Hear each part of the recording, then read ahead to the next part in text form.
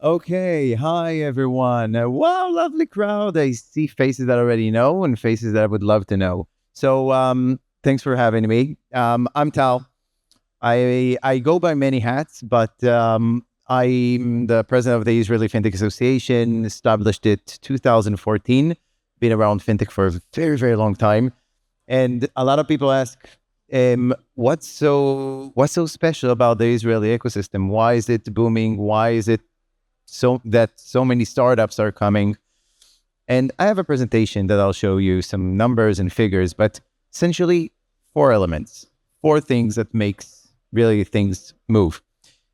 One, we're very we like to approach people. I think it's part of our DNA. It's part of our who we are. And I just was working with a friend here on how do you do that? How do you just approach people and essentially just be brave.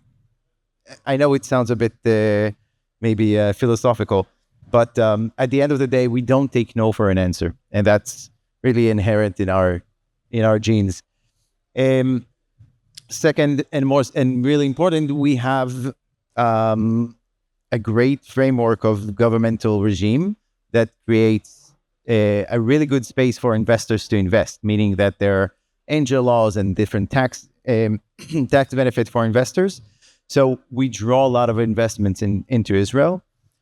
Third, we're surrounded by countries that don't like us so much. So we thought, okay, what can we export that we can duplicate and manifest? And okay, technology, that should be it.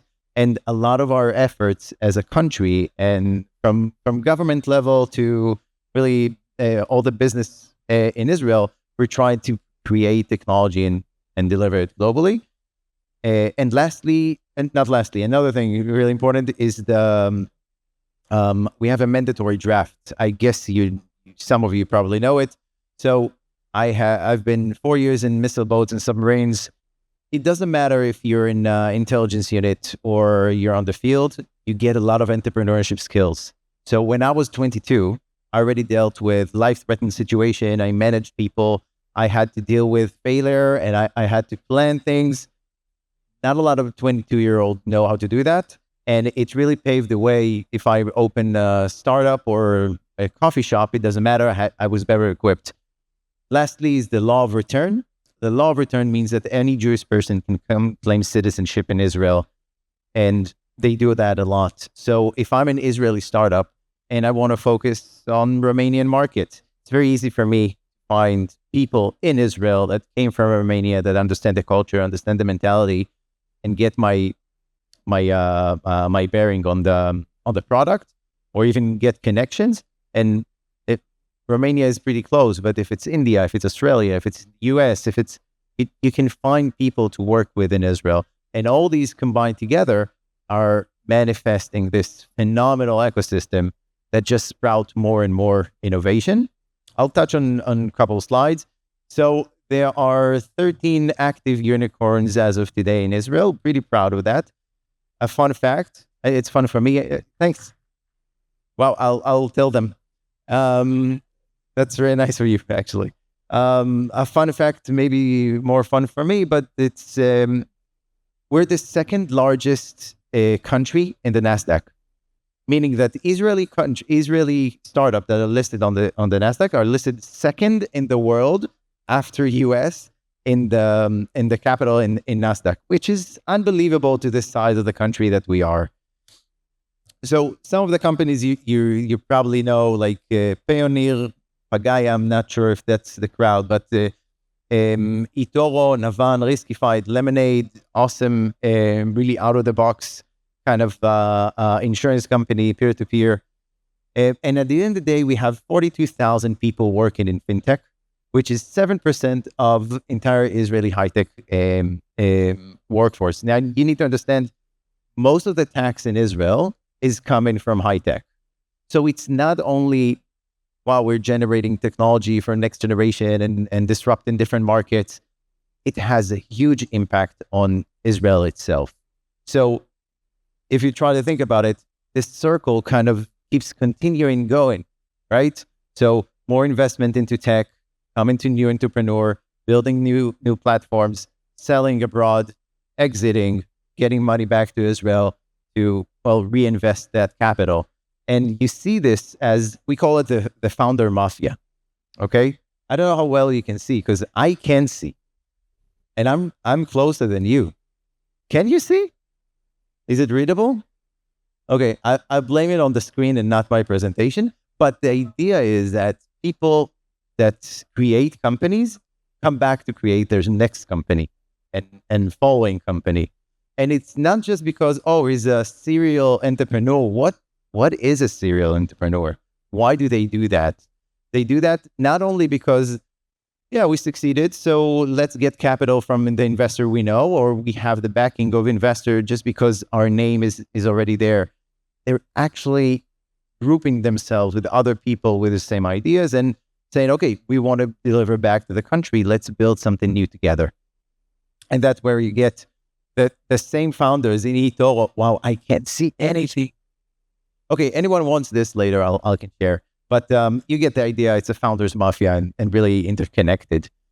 When we're talking about fintech, and that's something that a lot of investors have told me, they haven't seen really innovation in fintech for a very long time. So it's a lot more of the same. But with this, 10 seconds? 10 more minutes? Wow, we have so much time. Okay. Sorry, Kav Manche. Where was I? Yeah.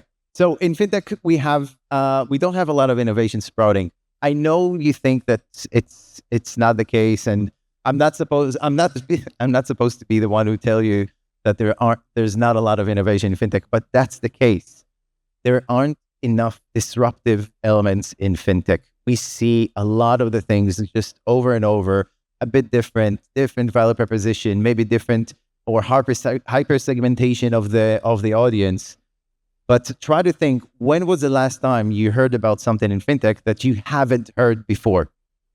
Anyone have anything that he heard this event in the past year that is new and really out of the box and they haven't heard?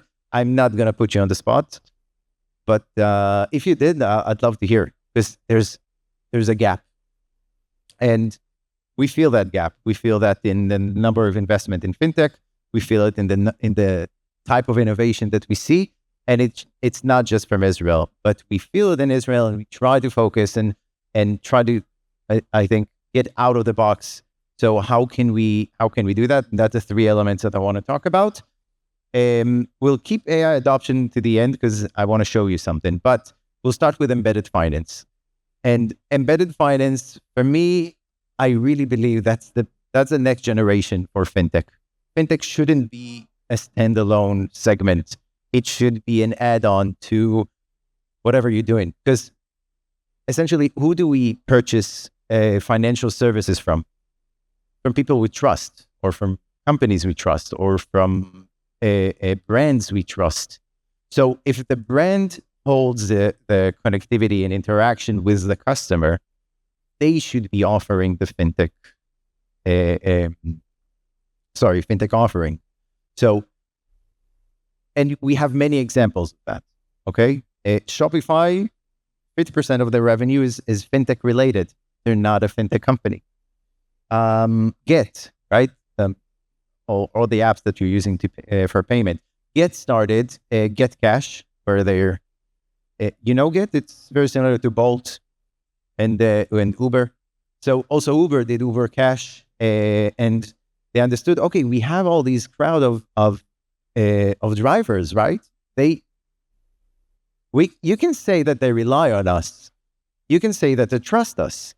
So they start offering lending proposals for their drivers. And guess what? There's no risk, because these drivers, they need them to get their next salary. So you have embedded a concept within existing companies that can really disrupt the way that they utilize finance.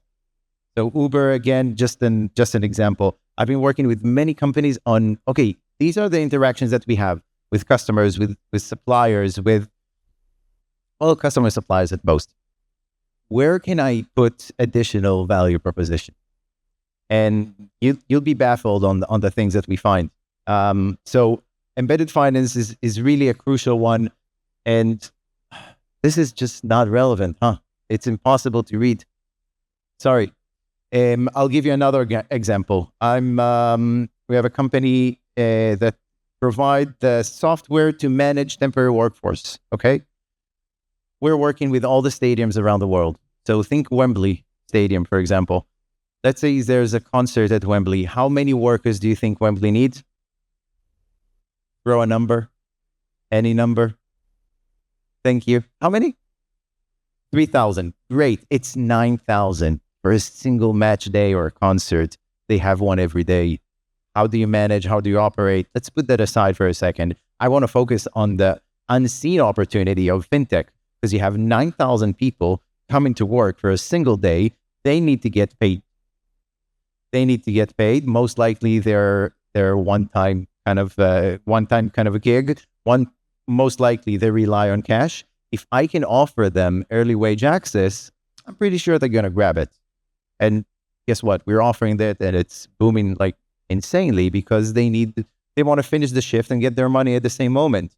So next time you talk to a company, try to do this theory with them and yourself. Okay, where can I put embedded finance in your company or in this scenario? The second thing is AI, and AI is a horrible thing to say. It's 2 minutes. I have 2 minutes. Wow. Okay, we'll power through it. We'll power through AI. So AI in fintech is pretty broad. I want to focus on one particular element, which is how can we utilize our teams and multiply the force and really deliver faster? Why is that even helpful? So there is what I like to call the collaboration tax. When I'm working with my team, right, I have my product team, dev, designers, customer success, support, legal, everyone. And everything I need to deliver, I need several people. And I need to connect several people together. It takes time. They're in different time zones. They don't have the time. Some of them are focused on other projects. What happened is simple tasks become extremely hard and takes a long period of time. And we want to avoid that. So let's say there's a customer request, simple feature change, or something in the front end that I want to change. I don't want it to take time. I want it to be delivered instantly. But in order to do that, I need to connect everyone together, because I still need my development team, my designer, my product team to work together. So that's where kind of AI is shifting how we see it. So it's not about AI helping, okay, I'll use Claude, I'll fix it.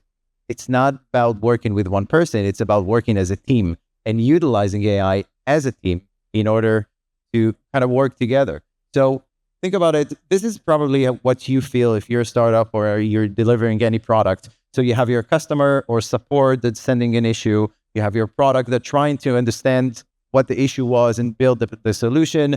There's a lot of missing context. There's a lot of rework. He's trying to work with the designers. They're getting this is what we need, Mr. Great Engineer. Let's do it. They finish, going back, the customer said, no, this is not what I meant. Or the product. So there's rework. And in terms of like industry statistics, we're looking at 28% of development time on rework. That's a lot of time. That's a lot of money being wasted. And if you think about the customer, at the end of the day, they're being delivered much, much slower. And so we're missing here. So the idea with Clogless, an Israeli startup, is kind of the Google Docs for ticket execution. So you can share everything, you can work together, you assign your team, if it's internal, if it's external, you want to bring your customer to the loop as well. I know I have like 20 seconds left. I'll finish fast. Then we use Clogless to fix everything. Like I want to connect, I want to change. You see all the changes in real time. When everything is ready, when everyone approved, you move it into the Git. The engineering team takes over. They just look at it, review. Once it's approved, it goes live. Everything is being built on the company's code base without changing the code until it's being approved. And I'll be done. But I have no more time left, right? Yeah. Okay. 30 seconds. So my next 30 seconds will be to say I really enjoy being here. And I like the Romanian crowd and I like the Romanian industry. And I think it's the first time Carolina invited me to an event. So I had to come. If you are having any difficulties in delivery, I'd love to chat. If you want to engage in the Israeli fintech ecosystem, I'd love to chat. If you into sports or want to have a drink, I'd love to chat. Great seeing you. Thank you very much.